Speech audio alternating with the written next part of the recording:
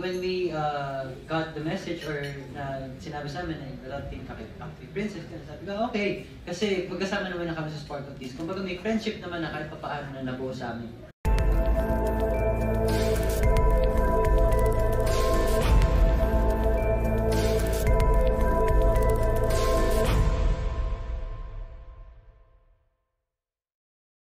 Ano may action nyo na nalaman nyo na kayo yung magiging pair since magkakasama kayo sa Sparkle Teens, di ba? And then kayo yung pinag-pair.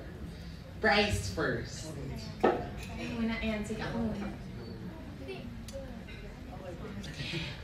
Syempre po, na-excite. And at the same time, natutuwa ako. Kasi at least, yung nalaman ko, yung ka-love team ko is someone that I know and friends kami. So, ayan, sobrang tuwa ako kasi I can work with him very comfortably. And, ayan, kasi hindi kami masyadong nag-uusap sa workshop. So ngayon, mas nakikilala namin yung isa't isa. So yeah, very enjoyable. Masaya ito kasama. Palagi itong, parang pag walang energy, talon siya ng talon. Kaya ako napapatalo na lang din. Just to add up din po sa sinabi niya, we feel very thankful sa management kasi ako alam ko hindi lahat nabibigyan ng opportunity. And I know that this will be a big part of our careers din. So yun po, we're very grateful po sa management din. Alam naman namin alagaan kami ng management po. Pero were you surprised? Kasi sa sa past shows nyo, di ba, hindi naman kayo yung pair. Parang si Princess Trinay sa kasama niyo din sa Sparkle. Ikaw din, Rex, kay Ashley. Oh yeah, we feel parang di naman din. Kasi since nga magkasama na kami sa Sparkle Teens, so like we have a bond as a group. So like when we got the message or sinabi sa amin na love team kay Princess, sabi ko, okay. Kasi magkasama naman na kami sa Sparkle Teens. Kumbaga may friendship naman na kahit papaano na nabuo sa amin. Sa amin, even though feeling ko kila Ashley din. So yun po. May onting surprise din siguro. Onting. Surprise. How are you preparing? Kasi nga, since sila nagka-work na sila, so medyo kilala na nila yung isa't isa kayo. Ngayon pa lang talaga, plus you have your upcoming teleserye pa. The first nyo together. Yes po. Actually, nag-workshop po kami ngayon, chemistry workshop. And we're very grateful na binigyan po kami ng ganon. And nag-work na din po kami before sa Tadhana. So kahit pa paano, meron na din po kaming pinagsamahan. Yes, working experience.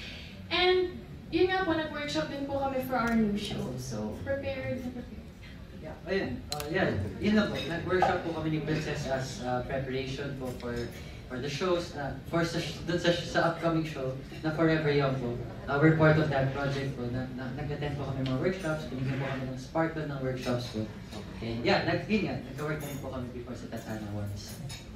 Kayo, syempre, nung mga child stars kayo, nakikita niyo yung mga love teams di ba? So, dati, nai-imagine niyo rin na darating kayo doon sa pagkakataon na ito na magkaka-love team.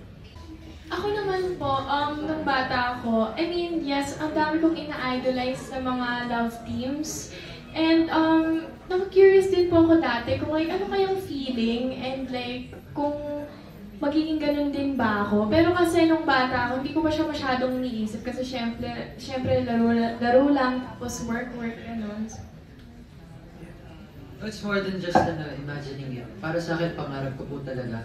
Kasi parang dito na rin po ako lumaki. Yung mga kuya at ate ko, nape-pair po sila sa isa't isa. Even yung iba pong mga kaibigan ko, nala-love team. So, kumbaga, meron akong idea. And parang bata pala ako. Gusto ko parang sinasabi sa rin, gusto ko rin gawin yun. Yung mga TikTok, nauso bigla yung TikTok, tapos isi-search ko lang yung love team name, tapos nakakakilig yung mga backstage, off-cam videos din na kunwari ng mga candid stuff ng mga nakikita ko sa mga love teams. Kinikilig ako. Tapos sabi ko, nai-imagine ko rin na nakikita ko rin sa sarili ko, one day sana magawa ko yun, yung mga nakikipapakilig ko yung mga fans. So I think it's more than just imagining it. Dream ko po talaga siya since before it. And I'm really happy right now po. Yeah. Paano yung kinuhuli yung parang kilig ng isa't isa? Kasi syempre, hindi naman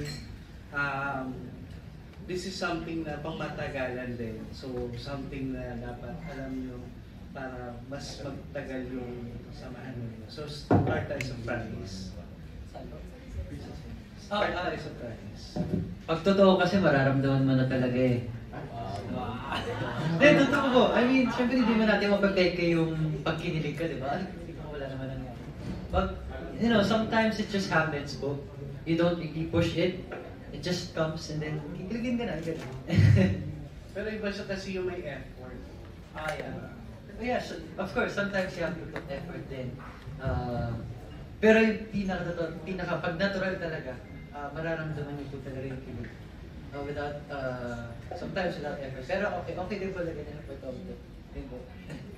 Kasi ayaw magsalita ni Bryce, ikaw Princess. Ano yung effort na nagawa sa'yo so far ni Bryce na kilig ka? Actually, kahit hindi niya napapansin, napaka-gentleman itong si Bryce. Every time kunyari, na malayo pa lang ako tapos may pinto, tatakbo na yan sa pinto, tapos bubuksan na niya yan. Kahit gaano katagal ako maglakad, nakaganyan lang siya. Tapos, inaanoan niya ako ng kapag kunyari, nakita niya nakatayo lang ako, binibigyan niya ako ng upuan. And yung mga stuff na ganon, syempre nakakakilig yun for me as a teenage girl, ganon. Kasi mga nababasa ko lang yan, yun palang nagkakatotoo na. Thanks to Bryce. Eto na lang, pakilig lang. So, ano yung best thing na nagustuhan mo sa partner? Best thing na parang either physical or effort na parang madalas ginagawa sa inyo na parang yung gusto-gusto mo makita ulit sa kanya araw-araw. Parang every time nakasama mo siya. Sige, ako naman, ang gustong-gusto ko dito is kapag nakikita kami, sobrang enthusiastic niya, sobrang saya. And parang siyang bata talaga, which is super cute. Kasi parang like, alam mo yun, nagpapa-baby, ganon. So, yeah. So, ayun, one thing I like about him. Ako Princess is a mature girl. Pagkausap ko siya, type ko po kasi yung pag-mature yung kausap ko. So, that's one thing I like about her. Hindi naman matanda. I mean, yung mature lang kausap. Na-mention ko yun na she's quiet, she's, meron lang siya sarili ng space. And, pag nakausap mo na siya, although marami siyang kwento, pero yung parang naramdam ko na mature siya magsalita, mature niya ako usapin. And I like that about her po. And eto na lang, since love team kayo, syempre may mga asal sa inyo, yung parang uy, ganyan. So, paano nyo tinitake yung mga nagtitis sa inyong dalawa?